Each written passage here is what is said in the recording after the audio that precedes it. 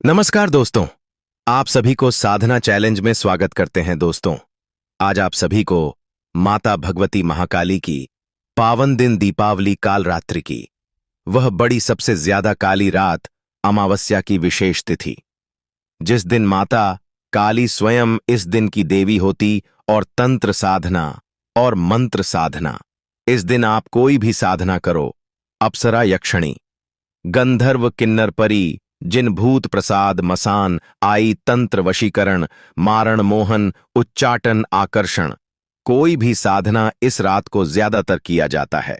दोस्तों, माता की इस पावन रात में आपको एक साधना की जानकारी दे रहे हैं और इस साधना की चर्चा आपको इस वीडियो में बताएंगे कि किस तरह से आप माता भगवती की साधना करेंगे और क्या लाभ होगा, क्या क्या होता है। इन सभी जानकारी आपको इस वीडियो में मिलेगी। अगर आप सभी हमसे संपर्क करना चाहते हैं तो आप व्हाट्सएप करें इस नंबर पर, या आप इंस्टाग्राम पर एसएमएस द्वारा संपर्क कर सकते हैं। 10 महाविद्याओं में प्रथम महाविद्या भगवती काली तंत्र आदि शक्ति के मुख्यतः 10 भेद हैं।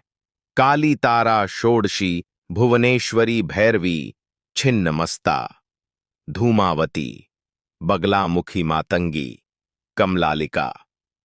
इन 10 महाविद्याओं में भगवती काली का स्थान सर्वप्रथम है।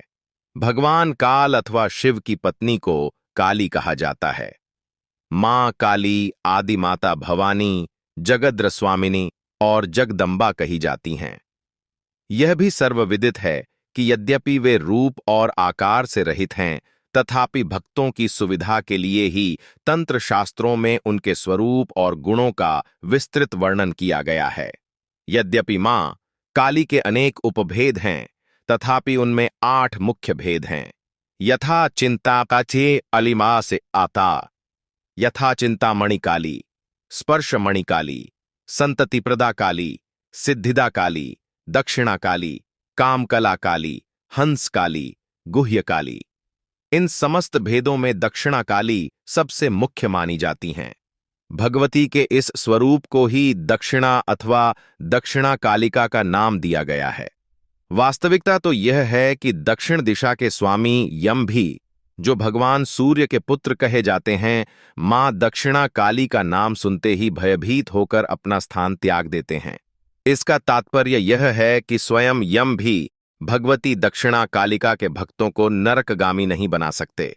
इस संबंध में मार्कंडेय पुराण में एक चर्चा और भी आई है कि भगवती अंबिका के ललाट से उत्पन्न मां काली उपरोक्त मां आद्या काली से पृथक हैं।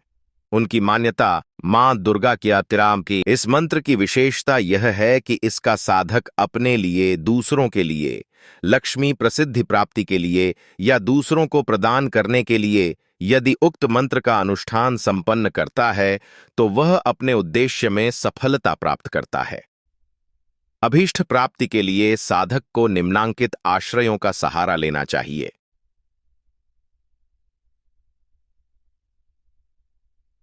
ज्ञान प्राप्ति के लिए साधक को किसी सुदंड स्त्री के मदन आवास को देखते हुए 10,000 मंत्रों का जप करना चाहिए। समस्त कामनाओं की सिद्धि के लिए साधक को नग्न होकर और अपने बालों को खुला रखकर मध्य रात्रि में श्मशान में बैठकर 10,000 जप करना चाहिए।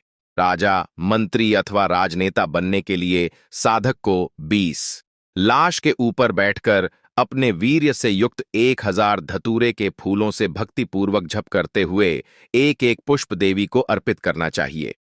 स्थायी संपत्ति प्राप्ति के लिए भी यही प्रयोग किया जाता है। कवित्व शक्ति प्राप्त करने के लिए साधक को रजस्राव होते हुए नारी के भग का ध्यान करना चाहिए। ऐसा साधक सुंदर कवित्व करने में पूर्णतः सफल रहता है।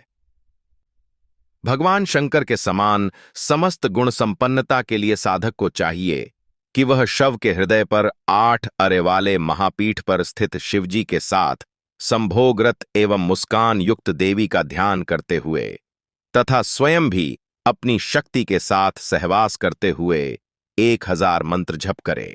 समस्त प्राणियों को अपने वशीभूत करने के लिए साधक को कृष्ण पक्ष की अष्टमी को बिल्ली, भेड़ा, ऊंट तथा भैंसे के अस्थि, चर्म तथा रोमयुक्त मांस की बलि देनी चाहिए।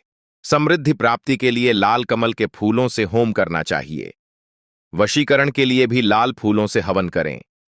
राज्य प्राप्ति अथवा स्वामित्व एवं अधिकार प्राप्ति के लिए बेल के पत्तों से होम करें। पशु रक्त से तर्पण करने पर साधक को शीघ्र सिद्धि प्राप्त होती है। जो साधक शव पर बैठकर भगवती काली के उक्त मंत्र का 1,00,000 की संख्या में जप करता है, उसका मंत्र तत्काल सिद्ध हो जाता है। जो साधक हविष्यान्न का सेवन करते हुए दिन में भगवती के ध्यान में मग्न होकर जप करता है, वह विद्या, लक्ष्मी, यश और पुत्रों से युक्त होकर बहुत दिनों तक सुख प्राप्त करता है।